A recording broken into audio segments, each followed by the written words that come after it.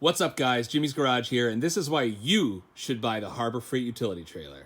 I just traveled 250 miles pulling this trailer with my Suburban, and it was awesome. These things are rated for just over 1,000 pounds, and if you get the heavy duty one, I think it's like 1,400, and I certainly am pushing the 1,000-pound limit on this, and it really pulled awesome. The tires seemed just fine, there was no wheel bearing noise, and there really was no sway at all. As far as the setup, I just made some basic sides on here, and I got it strapped up front, which many of you are probably gonna say, "Whoa, you shouldn't have done that, that's unsafe." Well, too bad, I did.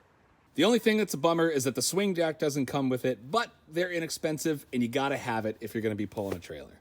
And honestly, for the money you're gonna pay for one of these things, you could rent a U-Haul trailer, or you could just have this thing basically forever and be able to tow whatever you want, whenever you want.